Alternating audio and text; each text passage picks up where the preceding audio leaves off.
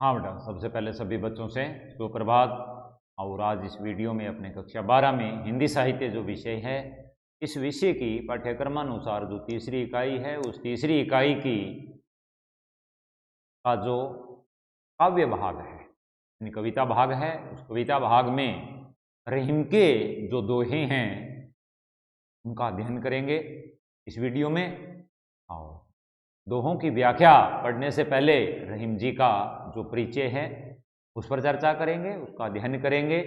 और इससे पहले मेरा सभी बच्चों से आग्रह रहेगा कि वे अपने पाठ्य पुस्तक सरयू के ये जो रहीम का तीसरा पाठ है, अध्याय है, जिसमें रहीम जी के दोहे दिए गए हैं, ये निकालें और मेरे साथ है अध्ययन करें। तो सबसे पहले दोहों की व्याख्या से पहले रहीम का परिचय यानी उनका व्यक्तित्व और कृतित्व वो जानते हैं अपने। तो देखिए बेटा,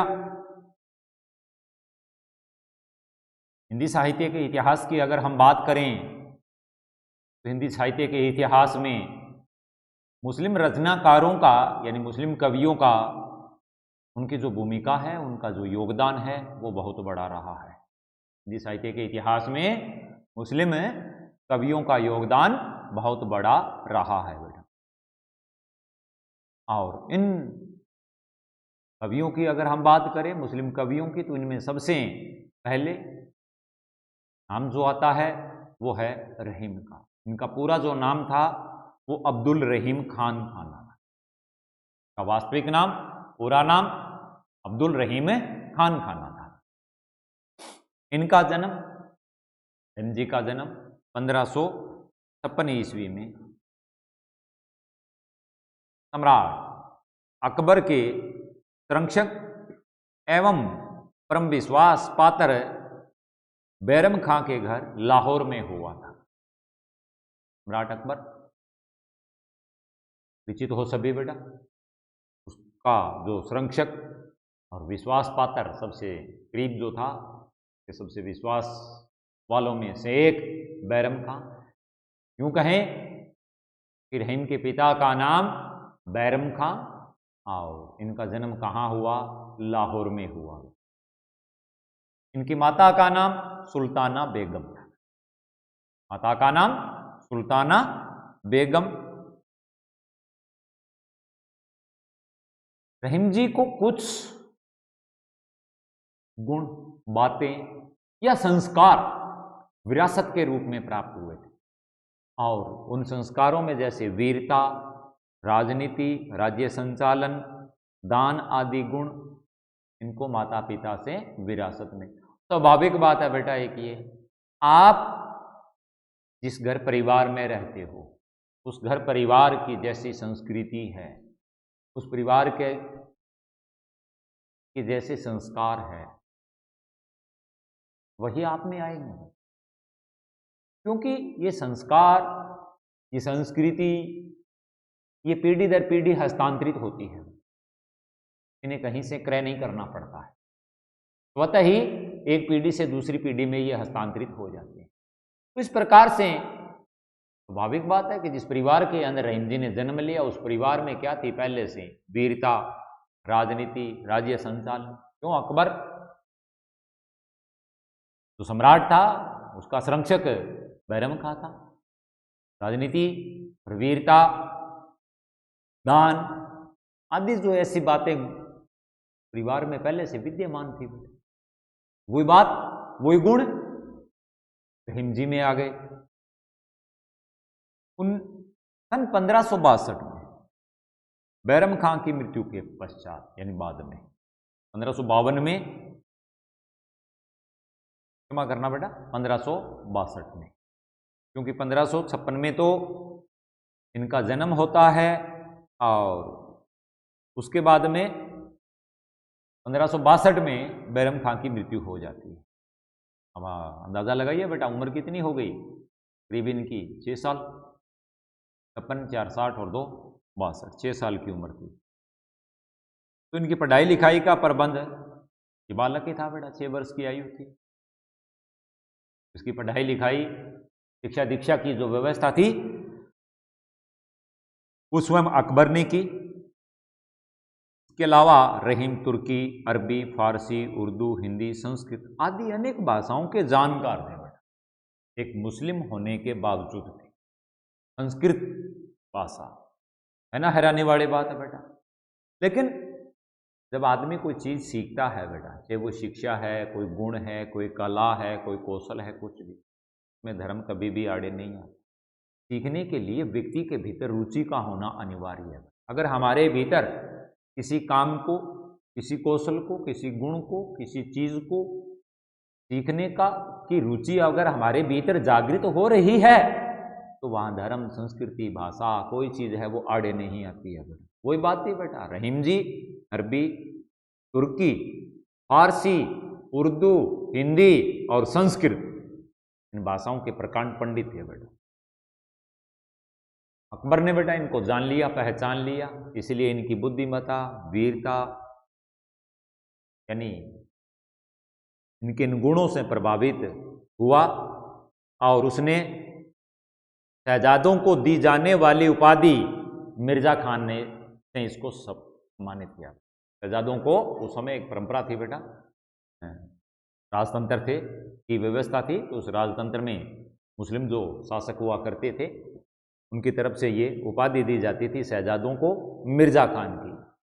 उनकी बुद्धिमत्ता और वीरता को देख करके अकबर ने भी इनको मिर्जा खान की उपाधि दे दी, उसे सम्मानित किया और इनका देहांत 1626 ईस्वी में हुआ।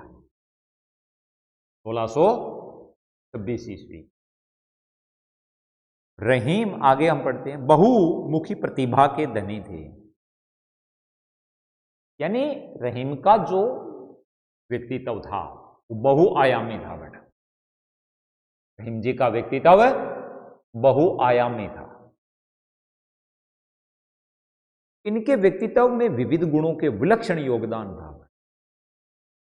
ये भी बेटा एक ऊपर वाले की कृपा होती है। जब वो किसी प्राणी को संसार में, मनुष्य प्राणी को भेजता है, कि भाग्य के अंदर वो गुण पैदा करता है। कौन किस श्रेणी का होगा, किस घर परिवार में जन्म लेगा, उसके भाग्य में क्या क्या होगा, ये सब पहले से ही उसके लेख हैं, वो लिख दिए जाते हैं। तो विविध गुणों का विलक्षण एक अद्भुत योग था बेटा। इसलिए तो वो एक महान, रहीम जी महान दानी और गुणग्रह कहलाए थे बेटा। लेकिन एक हैरानी वाली और आश्चर्य की बात तो ये है कि थे मुसलमान, भगवान कृष्ण के वो क्या थे बेटा, अनन्य भक्त थे, अटूट भक्त थे बेटा। दूसरे धर्म का आदमी एक मुसलमान होकर के और कृष्ण का भक्त होना, यानी हिंदू देवी देवताओं का उपासक होना, उनकी उपासना करना। आज के समय में ऐसा हो तो समाज में पता नहीं क्या से क्या हो जाता है। लेकिन बात यह है बेटा, ऊपर वाला एक है, हमने उसको बांटा है। धरती के लोगों ने अपने स्वार्थ की पूर्ति के लिए उसको अलग अलग रूप दे दिए हैं बेटा, लेकिन वो एक ही है, सबका मालिक एक है, सबका करतार एक है, वो सबका करता धरता संरक्षक वही है बेटा। तो यहां भी आप किसी भी धर्म में रहिए, किसी की भी उपासना कर सकते हो बेटा, क्या इसमें आपत्ति है बेटा। बात है वही रुचि की। और न केवल वो एक कृष्ण भक्त थे, बल्कि इसके साथ साथ एक अच्छे कुशल सेनापति, एक अच्छे नीति निर्माण करने वाले, राजकार्य को चलाने वाले प्रशासक, आश्रयदाता, उनकी शरण में जो कोई भी आता उसको शरण देता, दानवीर, बहुभाषाविद, ये बात हम पढ़ चुके हैं। तुर्की, अरबी, फारसी, उर्दू, हिंदी, संस्कृत, इन भाषाओं के वो प्रकांड पंडित है, बहुभाषाविद थे, बहुत सी भाषाओं के वो विशेषज्ञ थे। कला पारखी, कला के अंदर भी वो निपुण थे बेटा, राजनीतिज्ञ और प्रत्युत मनमति थे बेटा, हाथों हाथ हाजिर जवाब देने वाले बेटा। उनके दोहे की जो रचनाएं जो दोहों के रूप में प्रस्तुत है वो ब्रज भाषा में बरवे जो उन्होंने लिखे हैं वो अवधि में लिखे हैं बेटा। और ये मदनाष्टक ये खड़ी बोली में, मदनाष्टक खड़ी बोली में। इनकी जो रचनाएं हैं, जीवन की वास्तविकता का जो रस है, जीवन की सच्चाई का, जीवन के यथार्थ का, सही नीतियों का जो रस होता है उससे इनकी रचनाएं भरी हुई है, यानी रस से परिपूर्ण है बेटा, जीवन के रस से। इसके अलावा मानसिक औदार्य, सांस्कृतिक विशालता और धार्मिक, मानसिक उदारता, सांस्कृतिक विशालता, बड़े भव्य रूप, लंबे चौड़े रूप में, संस्कृति, धार्मिक सहिष्णुता। अब खुद रहीम जी धार्मिक सहिष्णुता के क्या है, एक मिसाल है बेटा। हम देखते हैं बेटा कि एक मुसलमान है, स्वयं रहीम जी खुद एक मुसलमान है और कृष्ण के अनन्य वो अटूट उपासक बने हैं। यही तो उनकी धार्मिक सहिष्णुता है भाई, धर्म के प्रति समान दृष्टिकोण रखना, सभी धर्मों को समान रूप से मानना, कोई धार्मिक सहिष्णुता है। तो वो रहीम जी खुद इस चीज की एक जीते जागती मिसाल है। मानवीयता इनकी रचनाओं में, ये चीज, ये मानसिक उदारता, सांस्कृतिक विशालता, धार्मिक सहिष्णुता और मानवीयता, इंसानियत, इनकी रचनाओं में मुख्य रूप से उभरा है। इन्होंने ब्रज, अवधि, खड़ी बोली की सहज, सरल और बोधगम्य भाषा का प्रयोग किया। ब्रज देखिए बेटा, इनकी रचनाओं के अंदर ब्रज भाषा भी है, अवधि भाषा भी है और खड़ी भी है, लेकिन इनका जो सहज स्वाभाविक रूप है उसी को ही यहाँ दोहो, बरवे जो भी है, मदनाष्टक जो भी है, इनकी रचनाएं हैं, उनके अंदर इस सहज स्वाभाविक भाषा का प्रयोग किया है।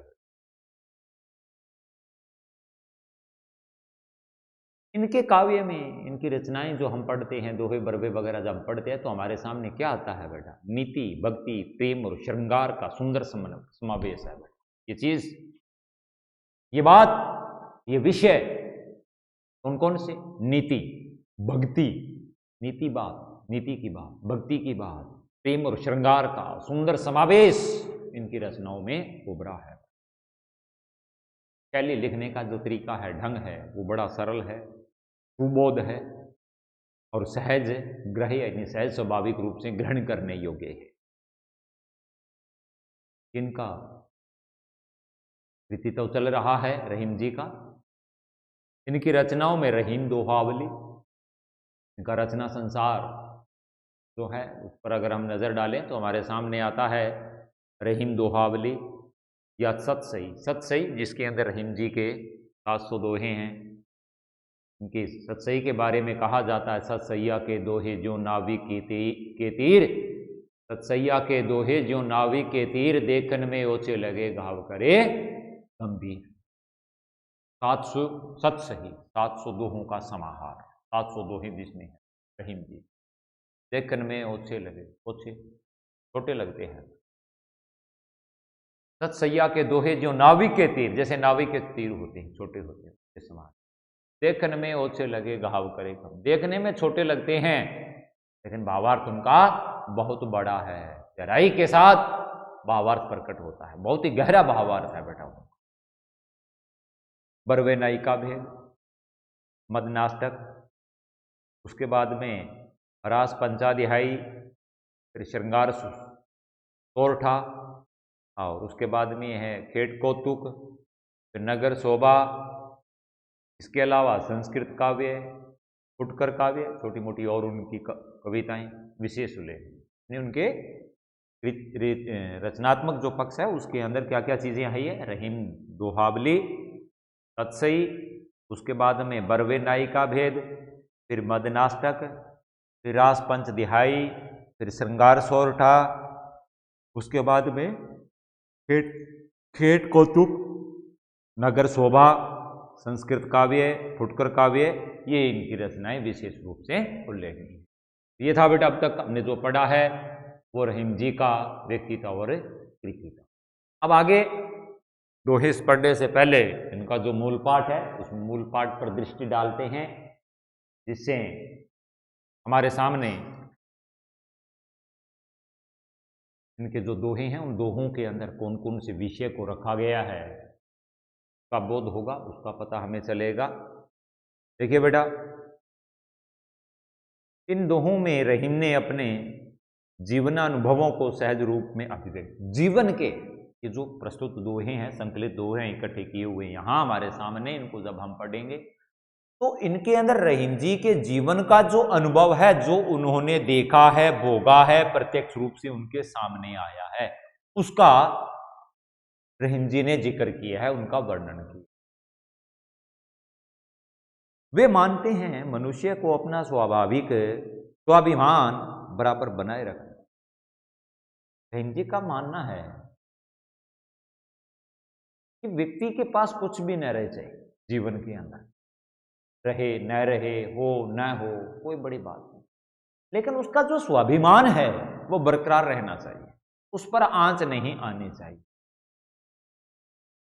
स्वाभिमान के लिए तो गुरु नानक देव जी ने कहा है बेटा, मांगना, हाथ फैलाना, गिड़गिड़ाना, याचना करना, इससे हमारे स्वाभिमान को ठेस पहुंचे।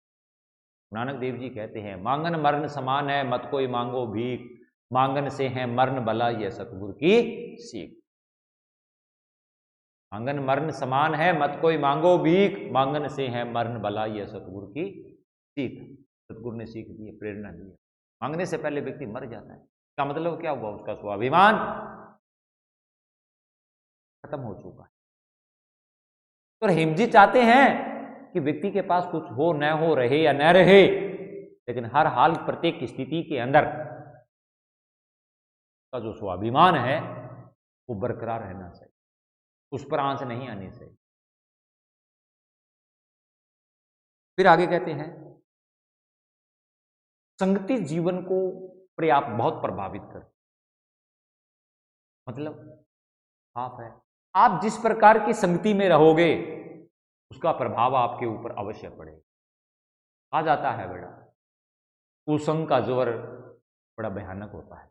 कुसंग, बुरी संगति का ज्वर का मतलब बुखार, बुखार से तात्पर्य उसका ताप है, जो है असर है। कुसंगति का जो असर है, कोई बच्चा है बुरी संगति में पड़ गया है, तो जैसी वो संगति है, जैसे उनके क्रियाकलाप है, वही सीखेगा, वही जीवन के अंदर करेगा, और जो उसे करना चाहिए उससे वो मुंह फेर लेगा।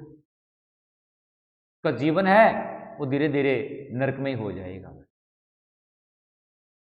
अच्छी के अंदर जाएगा तो अच्छे संस्कार आएंगे, फिर वो सज्जन पुरुष आगे चल करके बने। मनुष्य जैसे आचरण वाले लोगों के साथ रहता है वैसा ही बन जाता है। संगति का प्रभाव असर है बेटा। विज्ञान का नियम है, एक ठंडा पात्र और एक दूसरा गर्म पात्र, दोनों को सटा करके रख दो, एक दूसरे के गुण से प्रभावित हुए बगैर रहते नहीं है बेटा। ठंडे वाले गुण गर्म वाले में आएंगे और गर्म वाले गुण है वो ठंडे वाले में। तो जो जिस प्रकार की संगति में रहेगा वहां जैसा आचरण होगा, उसका आचरण, उसका प्रभाव उनके ऊपर अवश्य पड़ेगा।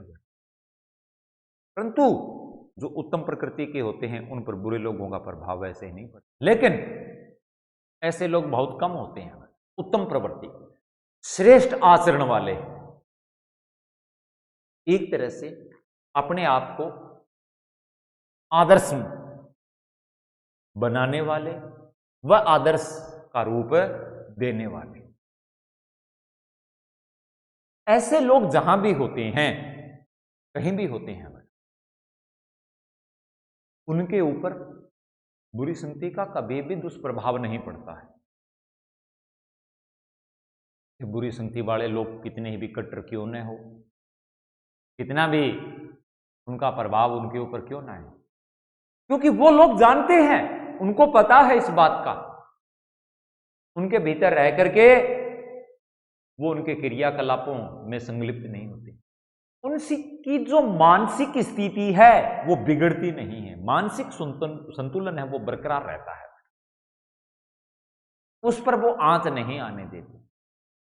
लेकिन ऐसे लोग बहुत कम होते हैं, और जो होते हैं ये उत्तम, मतलब प्रकृति के उत्तम स्वभाव के, शीर्ष स्वभाव के व्यक्ति होते हैं।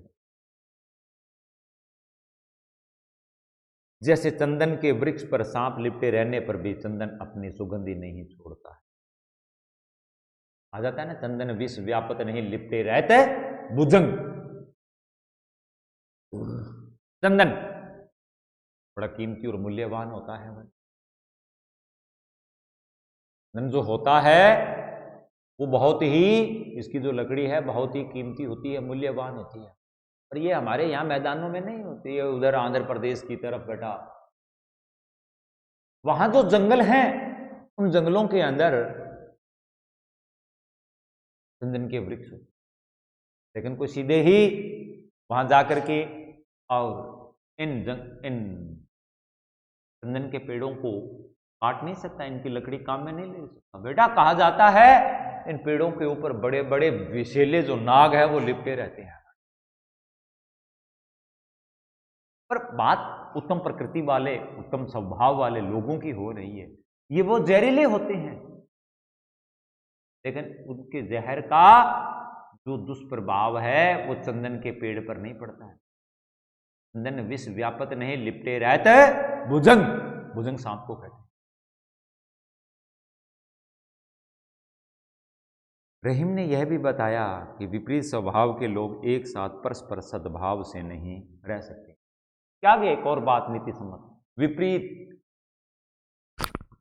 विपरीत स्वभाव के लोग एक साथ सद्भाव से नहीं रह सकते। अलग अलग बुद्धि के जो लोग होते हैं ना बेटा, वो एक जगह एक समान भाव, समान प्रकृति, समान सोच बना करके एक जगह इकट्ठे नहीं रह सकते। क्यों नहीं? क्यों? वो पहले से ही उनकी सोच क्या होती है, अलग होती है, दूसरी तरह की होती है। इसके अलावा रहीम इस बात पर जोर देते हैं कि मनुष्य को प्रेम भाव बनाए रखना, जीवन के अंदर मनुष्य हमेशा प्रेम भाव है वो बनाए रखना चाहिए। प्रेम तत्व अपने भीतर भर करके और बाहर उससे प्रेम भाव को उड़ेलते रहना चाहिए, तथा पेड़ पौधों की तरह दानशील प्रवृत्ति रखने। समस्त प्रकृति बेटा, समस्त वनस्पति जगत के जितने भी पेड़ पौधे हैं, दानशील प्रवृत्ति, ये दानवीर है बेटा, दूसरों को दान देता है। ऐसी जो प्रवृत्ति, ऐसी जो आदत होती है, स्वभाव होता है, वो दानशील कहलाता है। अब कोई पेड़ है बेटा, आम का वृक्ष है, आम लगते हैं, क्या उसका वृक्ष, आम का वृक्ष है, वो आम स्वयं खाता है? नहीं खाता। जितने भी फल हैं, फलार जितने भी पेड़ हैं, वो खाता है? अन्य जड़ी बूटी वाले देख लो, सब्जी वाले देख लो, अन्न हमसे मिलता है। क्या क्या चीजें प्रकृति से पैदा जितनी भी होती है, क्या जिस कोक के अंदर ये चीजें पनपती है वो कोक भी क्या इनको खाती है? नहीं बेटा। कोक धरती माता इनको खाती है? नहीं। ये धरती के ऊपर पैदा होकर के, तैयार होकर के, पक करके, और जो भी इनके पौधों से, इनके वृक्षों से फल के रूप में प्राप्त होता है, सांसारिक प्राणियों के लिए तो है बेटा, स्वयं कुछ नहीं खाते हैं। यही तो सच्चे दानवीर है और यही इनकी दानशील प्रवृत्ति है। मनुष्य को दुष्ट प्रकृति के लोगों से मित्रता और शत्रुता दोनों प्रकार के संबंध नहीं रखने, बुरी प्रवृत्ति के, बुरे आचरण के, बुरे स्वभाव के जो लोग होते हैं, ऐसे लोगों से मित्रता और शत्रुता दोनों प्रकार के संबंध नहीं रखने चाहिए, क्योंकि इसमें कोई लाभ नहीं। वस्तुतः रहीम के दोहे जीवन की पाठशाला है। जीवन की पाठशाला क्यों है बेटा? पाठशाला वो जगह जहां बच्चे पढ़ते हैं, लिखते हैं, शिक्षित होते हैं, संस्कारवान बनते हैं। एक तरह से रहीम जी के जो दोहे हैं ना, इसमें नीति, भक्ति, प्रेम, श्रृंगार, इसके अलावा जीवन में काम आने वाले जितनी भी उपयोगी बातें हैं, अच्छे संस्कार, अच्छी शिक्षा देने वाले दोहे हैं इनके। तो एक तरह से इनके दोहे क्या है? जीवन की पाठशाला है, जिनमें धर्म, नीति, व्यवहार, राजनीति आदि जीवन उपयोगी जीवन में काम आने वाले जितने भी विषय, जितने भी बातें हैं, जितने भी प्रसंग हैं, उन सब का चित्रण इनके भीतर हुआ है। तो इस तरह से रहीम जी की जो दोहे हैं, जीवन में काम आने वाली, चाहे वो नीति है, भक्ति है, व्यवहार है, धर्म है, राजनीति है, या इनके अलावा जीवन के अन्य जितने भी पक्ष हैं, उन पक्षों से संबंधित, उन पक्षों के बारे में उपयुक्त व सही जो नीति होती है उसको अभिव्यक्त करने वाली जो बात है, वो रहीम जी की दोहे और बरवों से पाठकों को सीखने को मिलती है बेटा। तो ये था अब तक हमने जो पढ़ा है, ये रहीम जी के व्यक्तित्व कृतित्व के बाद में का जो मूल पाठ है, आगे जिसकी हम व्याख्या करेंगे। मूल पाठ पर बात हुई है, आओ इसके बाद में आगे अपने जो मूल पाठ के अंदर जो दोहे दिए गए हैं उनकी व्याख्या करेंगे। वो व्याख्या अपने अगले वीडियो में करेंगे। तब तक के लिए धन्यवाद।